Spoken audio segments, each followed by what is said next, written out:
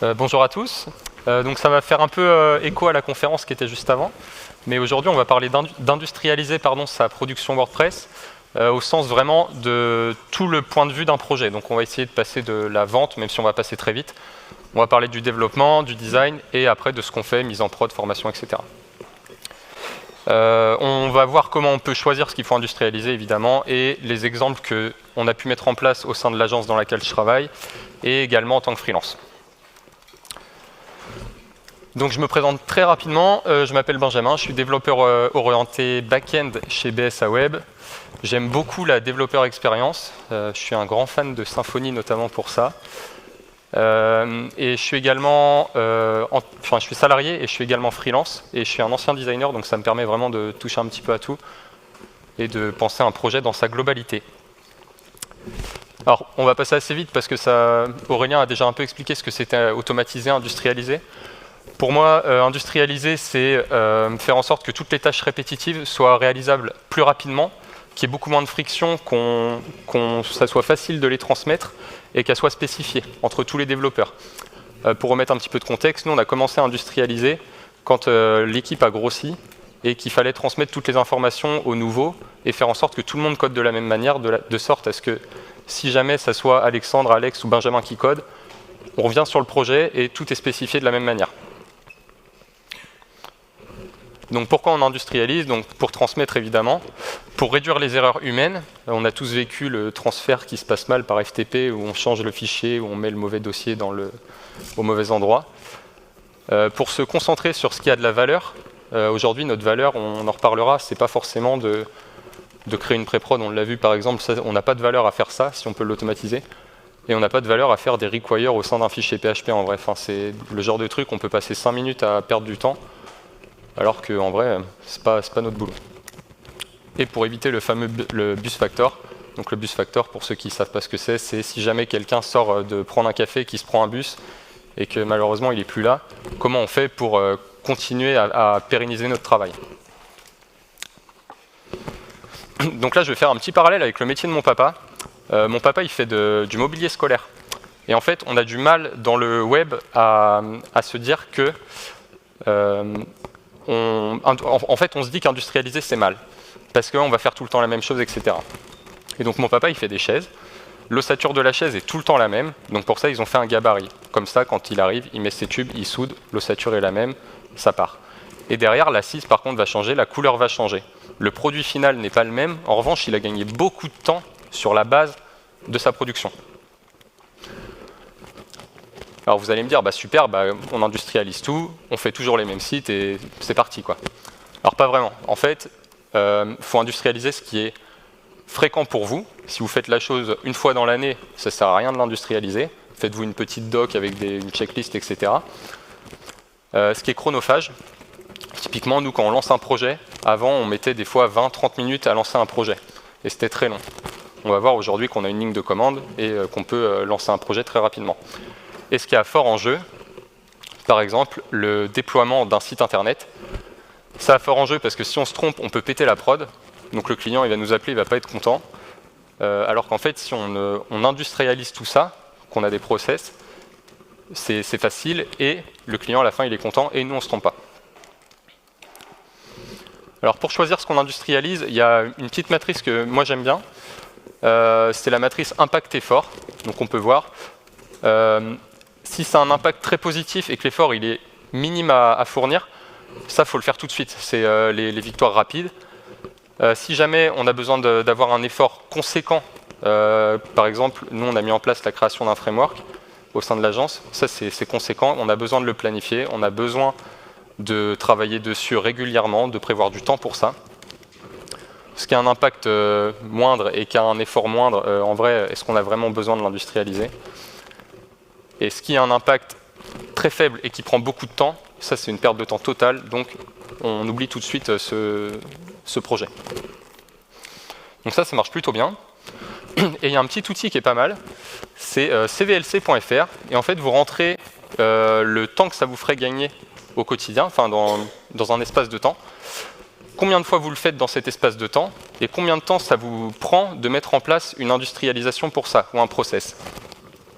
et il va nous dire à partir de quel moment on est rentable, et à partir de, enfin, vraiment, est-ce que Go on le fait ou est-ce qu'on ne le fait pas. Donc par exemple, nous on avait notre chef qui touche pas mal au customize.php, et des fois on cherchait d'où venait le style, on ne trouvait pas d'où venait le style qui prenait le dessus sur un bouton par exemple.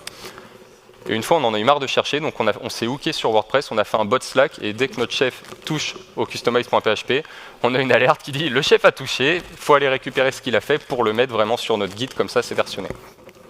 Donc ça typiquement ça nous a pris 20 minutes à faire, et en vrai je pense sincèrement qu'on a gagné quelques heures là-dessus. C'est tout bête quoi. Et souvent quand on montre cet outil à des décisionnaires, parce qu'en fait nous en tant que développeurs ou à la prod on a souvent envie d'industrialiser les choses, quand on le montre aux décisionnaires et qu'on montre qu'on va gagner du temps et donc de l'argent, très souvent ils nous disent oui bah faites-le. Donc ça c'est pour la partie vraiment théorique. Maintenant dans un projet WordPress, qu'est-ce qu'on industrialise? Alors dans un projet WordPress, moi j'ai noté 6 grandes familles, après on peut débattre de ça. C'est l'acquisition et le pré-projet, je ne vais pas trop en parler parce que c'est pas mon métier, c'est vraiment la partie que je connais le moins. Il y a le design, le développement, tout ce qui se passe au niveau de la recette et de la mise en prod avec les clients, et ensuite la vie du projet post-mise en ligne, c'est-à-dire la TMA, l'accompagnement, les évolutions, etc. Donc durant l'acquisition, le truc le plus simple à mettre en place, c'est de faire des modèles de présentation avec Google Slides ou quoi que ce soit. Ça, c'est vraiment quelque chose qui peut vous faire gagner beaucoup de temps, et on se concentre sur la valeur qu'on veut donner au client. On n'a pas besoin de refaire sa slide de présentation de soi tout le temps. Les modèles de devis ou des produits sur le CRM, typiquement si vous vendez votre maintenance 69 €, j'ai toujours pas industrialisé cette partie personnellement, mais en fait je retape à chaque fois 69 € pour la maintenance mensuelle, etc. C'est une perte de temps monumentale. Et les modèles d'email, votre site est prêt à être en ligne, il y a un HT password, le mot de passe c'est ça, etc. Tout ça on peut l'automatiser, faire des copier-coller ou faire des commandes Slack avec Nmintain. En vrai ça fonctionne très bien. Donc on part du principe qu'on est bon commercialement et que le projet est signé. Hop, pardon. Et là je vais vous parler vraiment de ce que moi j'ai pu mettre en place en tant que freelance ou dans l'agence. Donc en tant que freelance j'ai testé plein d'outils de gestion de projet. Le problème c'est que c'est pas mon métier et que pour les clients ça peut vite être lourd. Donc ce que j'ai fait, c'est un simple template Notion. Je partage l'URL du template Notion au client, et il sait où il en est. Le suivi des réunions, il est facile pour moi. Donc vous voyez, j'ai mis le suivi pour le client, la documentation vidéo, les points téléphoniques et éventuellement les notes que j'ai pu prendre. Donc ça, j'estime le temps à 2 heures, et pour le client, c'est vraiment c'est un gain de temps parce qu'il sait où on en est dans le projet, les points sont beaucoup plus rapides, etc. Donc ça ressemble à ça après pour la gestion des tâches. Donc c'est pareil, c'est très simple, il n'y a pas de superficiel. C'est le nom de la tâche, où on en est, est-ce que c'est urgent ou pas, et éventuellement une petite note. L'idée c'est que le client il veut juste savoir où on en est, il ne veut pas avoir un détail très précis du projet. Le seul problème c'est que les clients perdent les liens Notion. Moi je sais que le logiciel s'appelle Notion et que l'URL commence par Notion, mais pas eux. Donc il me disait, il m'appelait, je ne retrouve pas le lien de suivi de gestion de projet. Donc ce que j'ai mis en place, c'est juste un petit widget dans le dashboard WordPress. Ils se connectent sur leur site, ils ont accès à la documentation et au suivi. Et en vrai, ça marche très bien. Et j'ai juste 2 minutes de paramétrage à faire en début de projet pour spécifier le bon lien et qu'ils suivent le bon projet. Tac. Donc ensuite, on commence le design. Donc le design, pour moi, je note 3 étapes qu'on peut industrialiser. La première étape, c'est d'avoir un fichier Figma très standard. Il y a plein de choses qu'on peut industrialiser là-dedans. Les espacements, les tailles de typo, etc. On va en reparler. Et ensuite, pour moi, le dernier point, c'est d'avoir une bibliothèque Figma partagée. À l'échelle d'une agence, je pense que ça peut être intéressant. En tant que freelance, je pense que c'est clairement overkill de commencer par ça. On va passer énormément de temps à faire sa bibliothèque Figma. Si c'est pour sortir 3 sites par an, honnêtement, ça vaut vraiment pas le coup, quoi. Bon, après, si vous en sortez 20, posez-vous la question, évidemment. Mais... donc en tant que freelance, ce que j'ai fait un Figma vraiment très simple. J'ai un composant header, un composant footer, des composants de boutons et d'appel à l'action. J'ai une carte produit parce que je fais un peu de e-commerce. Et j'ai des composants pour communiquer avec mes clients quand ils regardent les maquettes, à savoir est-ce que cette maquette est validée, est-ce qu'elle est en attente de retour du client, est-ce que les retours ont été faits et c'est à moi de travailler, ou est-ce que la maquette elle est en cours. des commentaires, des états de la page, le cover, etc. Tout ça, j'ai pu à le gérer quand j'ouvre un Figma. Je duplique mon Figma et hop, c'est bon, c'est prêt, on n'en parle plus. Ensuite, ce que j'ai fait, c'est des styles de texte par défaut. La typo, très souvent, on s'attarde dessus, alors qu'en réalité, les tailles restent souvent les mêmes, à quelques notions près. Et on n'a pas besoin de spécifier par projet que le H2 il va faire tant de pixels, le H3 tant de pixels et de recréer les styles. Partez avec un Figma qui est prêt et vous allez gagner un temps de fou parce que déjà tous vos composants ils seront branchés à ces styles, vous n'aurez pas à les rebrancher et vous modifierez juste la taille. J'ai mis l'avis de Jojo, qui n'est pas là aujourd'hui, qui est un designer connu dans la communauté WordPress, qui lui conseille d'utiliser Typescale. C'est un plugin Figma qui en gros va vous générer une échelle de typo. Donc vous la générez, il va vous demander un ratio, quelle est votre taille de base sur votre projet, donc 16 pixels, et il va vous dire combien de taille vous voulez au-dessus, combien de taille vous voulez en dessous. Vous cliquez, ça génère, vous revenez dessus à la main pour peaufiner, et tous vos styles sont générés, etc. Et j'ai également mis en place des variables de couleur et d'espacement, donc ça c'est pareil. C'est quelque chose qui me fait gagner beaucoup de temps, et ce qui me fait gagner du temps, c'est que ces variables sont nommées indépendamment de leur couleur. C'est-à-dire que si ma couleur primaire dans le site c'est du rouge, je ne vais pas l'appeler rouge, je vais l'appeler primaire. Ce qui fait que d'un projet à l'autre, je n'ai pas à renommer mes variables, etc. Il y a des outils qui permettent d'exporter du JSON par exemple avec les variables, ça tombe bien, on peut faire des thèmes.json avec WordPress. Il y a des outils qui permettent de générer des variables CSS.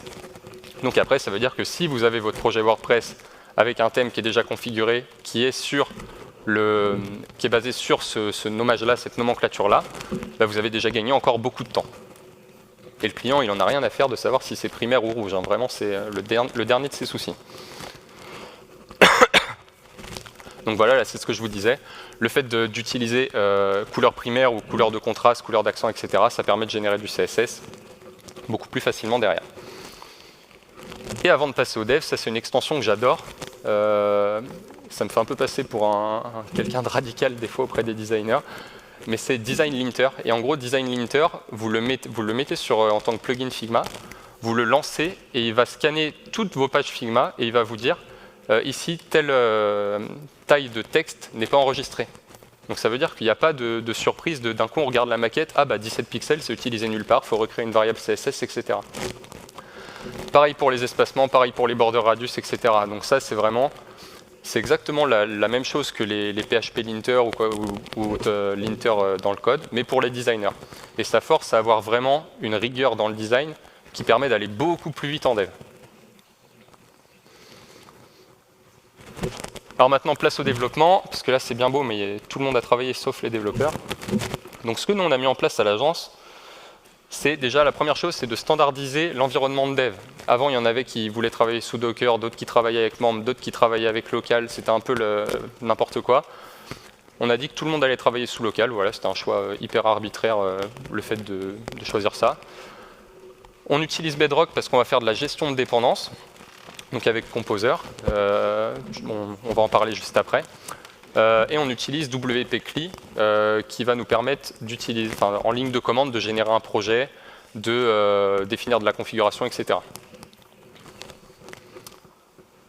Donc nous, notre commande ressemble à ce que vous voyez là juste au-dessus. On fait BSA Web WP install create project, on dit le nom de notre projet, dans quel dossier on veut l'installer, et en gros, automatiquement, ça nous installe Bedrock, ça nous installe toutes les dépendances, notre starter theme qui est sur un dépôt Git, nos plugins utilisés quotidiennement, nos dépendances, nos composants Symfony, notamment le debugger qui est très pratique. Ça crée les comptes utilisateurs, ça push le premier commit sur Git, etc., etc., etc. On pourrait aller beaucoup plus loin là-dedans, mais commencez petit. Parce qu'en vrai, si vous voulez aller au plus loin, votre industrialisation elle est vouée à mourir avant même d'être commencée. Alors ça, nous, c'est quelque chose qu'on a mis en place parce qu'on est une agence, parce qu'on est aujourd'hui 4 voire 5 devs, plus des externes. Maintenant, il y a une solution en tant que freelance qui est beaucoup plus simple à mettre en place, c'est les blueprints de LocalWP. Vous créez un site sur LocalWP, vous mettez tous vos plugins, tous vos thèmes, etc., votre config, vous mettez le site en français, et là vous cliquez sur sauvegarder en tant que blueprint, Et après, quand vous recréez un site, vous avez moyen de dire « je veux partir de ce blueprint-là ». Donc en fait, là, c'est pareil, le gain de temps, il est assez monumental. Si vous bossez avec Elementor, Elementor est déjà installé, etc. etc. Donc comme je le disais, nous, on fait de la gestion de dépendance. Donc on installe les plugins WordPress avec Composer. Sauf qu'on a également des plugins maison. Et ça, pour l'instant, ils ne sont pas open source. Donc on ne voulait pas que le code soit visible éventuellement. Donc pour ça, on a créé un Satis. Satis, ça vous permet d'avoir un packagist en privé. Donc vraiment, vous pouvez mettre vos dépendances sur votre serveur, ça va piocher sur votre GitLab, et vous avez moyen après de faire un composer require, en l'occurrence notre plugin de bloc personnalisé, nous c'est DSA Web Blocks, et là vous avez le plugin qui est installé automatiquement. Ça permet de gérer des versions, etc. Donc pour la collaboration entre devs, la maintenance avec les différents acteurs, c'est très pratique. C'est pas très lourd à mettre en place, et pour le coup le gain est vraiment essentiel en agence. Donc là, le projet, il est installé, et on va commencer le dev. Un truc qui me saoule, c'est le client, il paye pour qu'on lui amène de la valeur, et il ne paye pas pour qu'on fasse des require once de tel fichier. Il ne paye pas pour qu'on fasse des register post type, pour qu'on aille piocher dans la doc parce qu'on ne se souvient plus exactement de quel est le nom de la fonction, etc. Mon préféré, c'est « Ah, j'arrive pas à compiler mes assets », en fonction de l'outil qu'on a utilisé. Ou encore, générer un plugin, c'est pareil, les headers, en vrai les headers pourtant je suis développeur de plugins essentiellement, mais les headers de plugins, je ne les connais pas par cœur. Je ne sais pas quelle majuscule il faut mettre à quel endroit, etc. Donc pour ça, nous, ce qu'on a fait, c'est qu'on a créé des commandes CLI.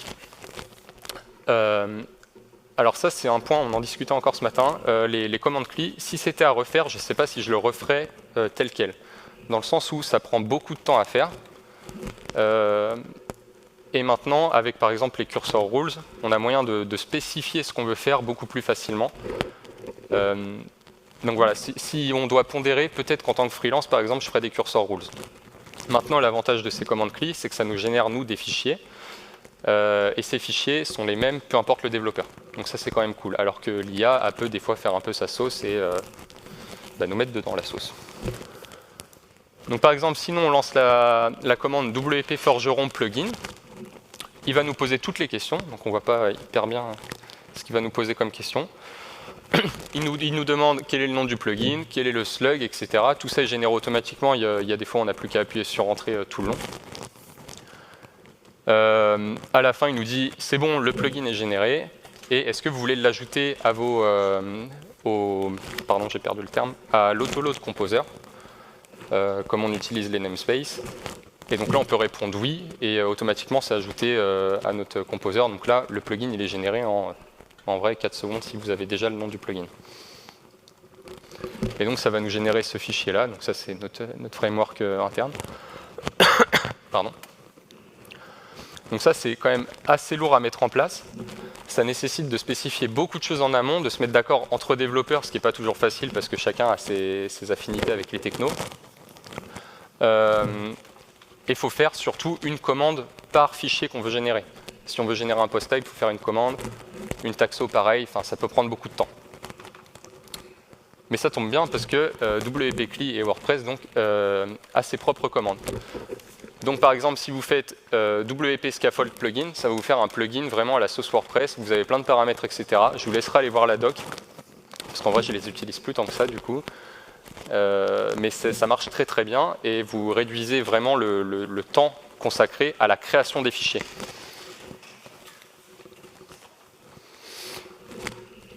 On fait des sites avec l'éditeur de sites à l'agence et il y a des blocs qu'on réutilise tout le temps qui ne sont pas encore dans Gutenberg. Je vous mets un exemple, les carousels. C'est chiant comme la pluie à faire pour l'éditeur. Pourquoi le refaire à chaque projet en fait? On n'a pas d'intérêt à recoder des choses pour se dire c'est vraiment du sur-mesure. Le client il s'en fiche que ça existe ailleurs et que ça soit déjà fait. Alors vous allez me dire oui, vous pourriez très bien utiliser une bibliothèque de blocs qui fournit le bloc carousel. Oui, c'est vrai.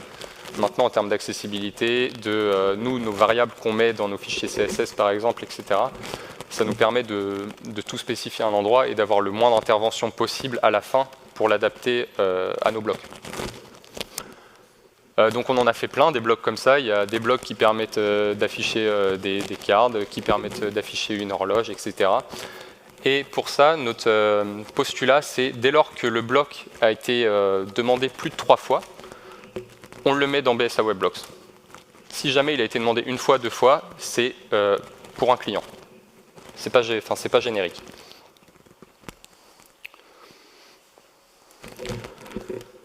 Et alors là, c'est une question, mais je vais vous répondre très rapidement. Pour moi, le plus important quand on veut industrialiser, produire en série et garder la même qualité, peu importe qui code, peu importe qui fait la TMA après. Dans certaines agences, il y a un pôle TMA et un pôle de build. Donc là, c'est vraiment une question essentielle à laquelle répondre. Et la réponse, c'est il faut spécifier au maximum tout documenter. Vraiment tout documenter. Pourquoi? Déjà parce que ça évite la friction au sens... si c'est documenté, on va voir dans la documentation, le développeur a sa réponse, il ne dérange pas un autre développeur, donc forcément on gagne du temps parce qu'on reste dans notre flot de travail. Ensuite, ça permet que tout le monde fasse de la même manière. Et là-dessus, la règle qu'on a, c'est dès lors qu'on a un problème, on a une page dans notre documentation qui nous permet de dire j'ai rencontré tel problème, comme ça après on peut en discuter. Le vendredi matin, on fait de la R&D. Donc on a toujours un temps dédié à ça. Et ça, c'est quelque chose que je vous conseille aussi, c'est si vous pouvez mettre en place un temps vraiment dédié à industrialiser à créer des process, etc. C'est vraiment, pour moi, c'est ce qui change la donne, quoi. Pour vous dire jusqu'à quel point on documente tout, c'est qu'on n'est pas beaucoup dans l'agence, mais par contre, on a déjà documenté la manière dont on accueille un nouveau collaborateur. C'est-à-dire qu'on sait qu'à J-7, on lui envoie un mail, qu'à J-4, il reçoit tel truc, etc., etc. Ce qui fait que si demain, il y a 2 autres collaborateurs qui doivent arriver, que les personnes qui ont fait l'onboarding des derniers collaborateurs ne sont pas là, ben les autres auront le droit au même traitement. Il n'y aura pas de différence. Tout le monde aura le même niveau d'information, et ça, c'est quand même plutôt cool. C'est quelque chose qui est long. Nous, on utilise Outline. Notion peut convenir très bien. En vrai, l'outil, peu importe. Hein. Le principal, c'est que ce soit noté quelque part et que tout le monde ait l'adresse de cette doc. Donc maintenant, le projet, il est prêt. Donc on va déployer. Et pour ça, il y a quelque chose qui est pour moi un des meilleurs outils qu'on a inventé dernièrement, c'est le déploiement continu. Donc le déploiement continu, c'est vous mettez vos fichiers sur Git, et si par exemple vous poussez sur develop avec un tag, ça va venir déployer sur la pré-prod. Voilà. Donc la première étape pour moi, c'est d'envoyer tous les fichiers. La deuxième étape, c'est éventuellement de compiler tous les assets dans ce pipeline, pardon. Et éventuellement, après, on peut parler de tests, etc. On peut aller beaucoup plus loin. Nous, on a fait un template de CI commun pour la simple et bonne raison que ça permet de le réutiliser et de gagner du temps, parce que c'est quelque chose, quand c'est pas notre métier de faire du DevOps, c'est assez lourd à mettre en place. Et en fait, on fait tout le temps du WordPress avec Composer, enfin avec Bedrock. Donc on a tout intérêt à industrialiser ça.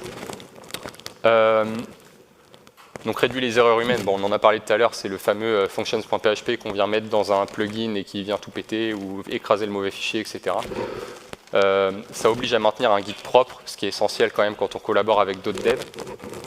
Et ça peut se déclencher selon des actions. Tout à l'heure, on a parlé de si on pousse sur dev, ça déploie sur la pré-prod. Si on pousse sur main avec un tag, ça peut déployer sur la prod. Et comme ça, tout est automatisé. On sait que le client, dès lors qu'il nous dit go, 10 minutes après, c'est bon, quoi. Ça, le temps de mise en place est un peu plus long, surtout si on n'a jamais fait de CI/CD. En revanche, pour moi, le gain est le plus important de toute la chaîne de production qu'on a vue jusqu'ici. Donc là, c'est l'avis de Flo Truchot, qui nous dit souvent « pas parfait, c'est mieux que pas fait ». Et il a totalement raison. Pour moi, la base du truc, c'est déjà d'envoyer les fichiers sur le serveur. On s'en fout si ça ne compile pas les assets, etc.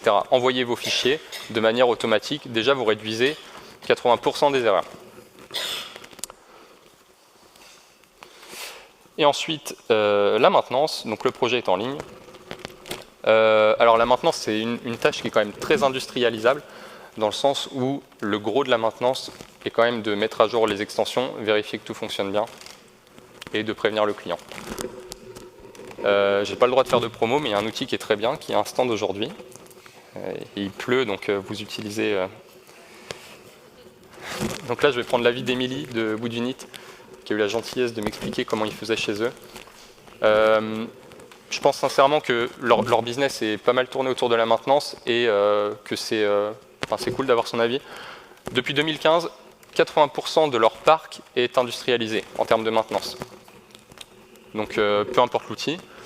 80% de leur site ne nécessite pas d'action d'aller sur le site, de se connecter, de cliquer sur mettre à jour sur chaque plugin pour que ça soit à jour. C'est quand même plutôt cool. Alors après, il y a le client qui ne fait que de m'appeler parce qu'il ne sait pas comment mettre à jour son site, parce qu'il y a des chiffres qui ont changé, il n'y a pas le même nombre de collaborateurs, etc. Il y a un point que pour moi on oublie beaucoup dans l'industrialisation, c'est la formation. Parce qu'en vrai, la contribution, c'est quand même souvent la même chose, surtout si vous utilisez alors ACF, l'éditeur de bloc, Elementor, peu importe. En vrai, si vous restez sur le même outil, c'est quand même assez facile de faire une série de vidéos ou de tutos que vous pouvez envoyer à tous vos clients. Et après, vous vous concentrez sur du spécifique au fur et à mesure du projet. Donc oui, c'est indispensable, indispensable pour la bonne santé du site, parce que sinon le client pète tout. Une bonne doc, ça permet de fidéliser le client. S'il ne se sent pas prisonnier, forcément, c'est bien pour lui. Et ça le rend indépendant, c'est-à-dire que s'il a besoin en urgence de faire une actualité, un communiqué de presse, il n'a pas besoin de vous appeler pour que vous le fassiez alors que vous n'êtes pas dispo parce que vous êtes au World de Toulouse, etc. Donc moi, ce que j'ai mis en place en tant que freelance, c'est hyper simple. C'est dans mon Notion que je vous ai montré au début, j'ai une page dans laquelle j'ai des vidéos Loom. Je m'enregistre, je montre comment on fait, et je copie-colle les liens des vidéos et je leur dis voilà, ça sert à ça. Ils peuvent avoir accès à cette liste de vidéos depuis leur dashboard, donc ils se connectent au site et ils savent qu'ils vont avoir accès à la doc. Ce qu'on a mis en place à l'agence, c'est toujours un widget où on a un tableau PHP avec des liens de Loom, avec le titre, et on édite ça pour les projets. Donc ça marche très très bien aussi. Et enfin, pour reprendre ce que fait Émilie notamment, je pense que tout le monde a envie de se tourner vers ça, à savoir avoir un vrai site avec des vidéos, avec du vrai contenu qu'on met à jour ultra régulièrement, etc. Maintenant, ça c'est quand même très chronophage, ça nécessite de passer beaucoup de temps. Et je pense que pour les petites agences, le pas est un peu plus compliqué à franchir. En tant que freelance, c'est même pas la peine d'y penser, ça nécessiterait vraiment beaucoup de travail pour mettre ça en place. Pour conclure, moi ce que je vous conseille, c'est vraiment commencer petit. Mon principal défaut, surtout quand je fais du Figma par exemple, c'est de vouloir faire un fichier Figma aux petits oignons, que des composants, que des variables, machin. Et en vrai, quand j'ai fait ça, j'ai jamais sorti un fichier réutilisable.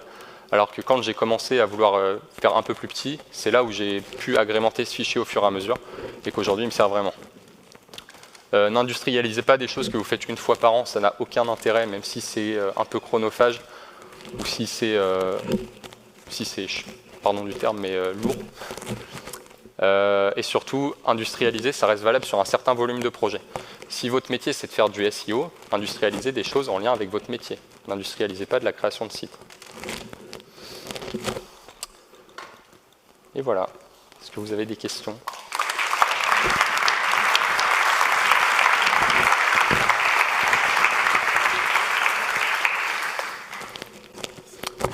Pour la conf. Bonjour. Je fais du dev aussi avec Bedrock, et toi tu parles de l'industrialisation de la maintenance. Ouais. Comment ça se passe pour les mises à jour au niveau des plugins, etc. Parce que je sais que de notre côté, les mises à jour de plugins, on les met directement dans le composer.json. Ouais. Et c'est guidé. Donc, Ouais. Alors il y a plusieurs choses pour ça. En fait, il y a plusieurs stratégies. La première stratégie, c'est avec l'outil d'industrialisation de la maintenance, que ce soit MainWP, Manage, Umbrella, etc. On a moyen de forcer des mises à jour. Ça serait le premier truc. Après, il y a des outils, je crois que c'est des PandaBot ou un truc comme ça, qui permet en gros d'aller checker quand une dépendance est mise à jour, de la mettre à jour sur le reste. Et comme on fait du versionning, ce qu'on peut faire également, c'est locker la version avec le petit chapeau sur Composer là, pour à chaque fois qu'on fait des évolutions dans un projet, on lance un Composer update et du coup ça met à jour le plugin. Mais effectivement, Bedrock ne facilite pas cette maintenance des plugins. J'ai pas de, de solution miracle là-dessus. C'est des choix à faire, mais en fait, comme toute industrialisation, hein, c'est peser le pour et le contre.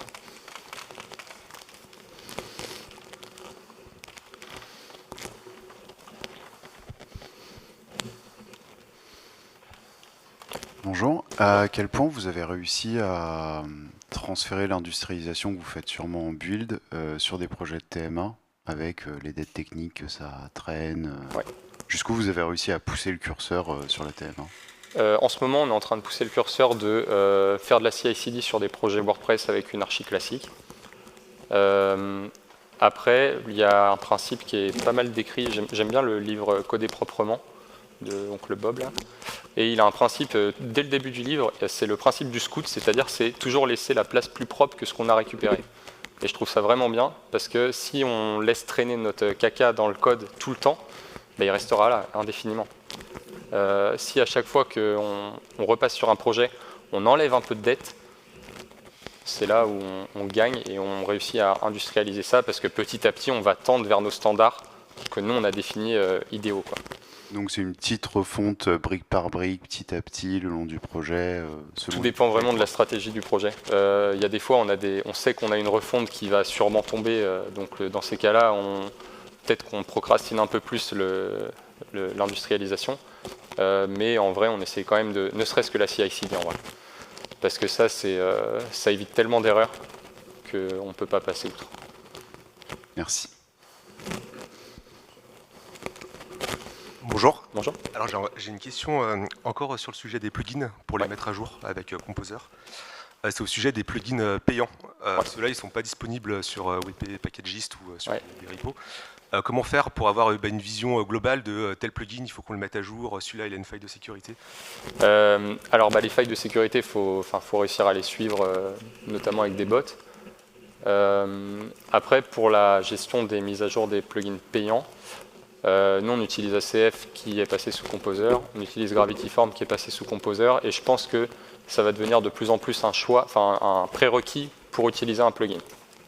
Maintenant, quand ce n'est pas le cas, on l'ajoute au Gitignore et on gère la maintenance au niveau de l'outil qu'on a, enfin nous c'est Umbrella, mais on gère les mises à jour ici. Et du coup, par contre, c'est décorrélé du guide, donc là ça crée forcément un conflit à ce niveau-là, quoi. C'est toujours des choix. Merci pour ton intervention. J'avais une question concernant la partie formation avec les looms qui sont mis à disposition. Ouais. Je suppose que c'est des looms du coup qui sont génériques au niveau de tous les projets. La question c'est au niveau des cas un peu spécifiques dans un projet que l'on veut mettre en lumière, est-ce qu'il y a de la doc du coup qui est rajoutée un peu par projet? Et du coup, est-ce qu'un retour d'expérience client, est-ce que ça pose pas de problème qu'ils soient sur une vidéo un peu générique et pas sur leur vrai projet avec leur couleur, etc. par exemple? Alors là, je vais parler vraiment avec ma casquette de free, parce que c'est pas forcément moi qui gère la formation dans l'agence. Ce que je fais toujours, c'est que je fais une formation soit en présentiel, soit en visio, mais en tout cas, une première formation. Je leur livre pas le Notion en mode regardez et débrouillez-vous. Donc ce qui fait que le Notion est un rappel, ça c'est pour vraiment les choses basiques et communes à tout le monde. Et ensuite, pour tout ce qui est spécifique au projet, je renregistre des looms. Mais forcément, je me passe de 80% de réenregistrement, pardon. Donc le temps gagné à ce niveau-là est pas mal. Bonjour, moi je voulais revenir sur le design linter. Ouais. Moi en tant que développeur, je suis habitué à utiliser des linters. Ouais. Mais je me demandais comment ça s'était passé chez vous pour faire passer la pilule à un designer. La pilule est très simple, tu n'as pas le choix. Et ouais, non, mais en vrai, on explique que c'est des standards de qualité dont nous on a besoin. En fait, on ne peut pas attendre de la qualité d'un dev.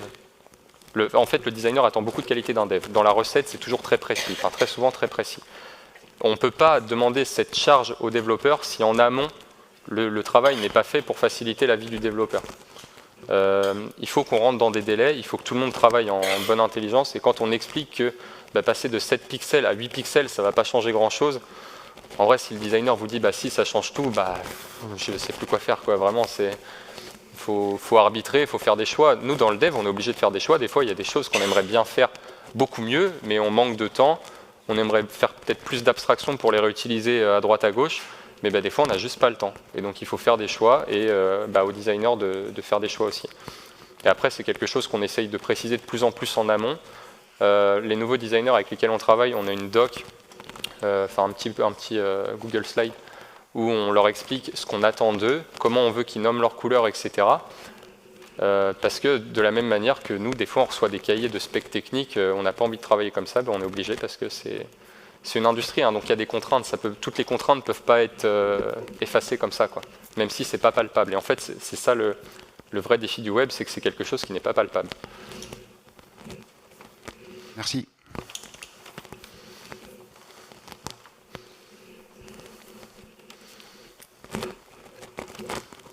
Merci beaucoup à Benjamin. Avec plaisir.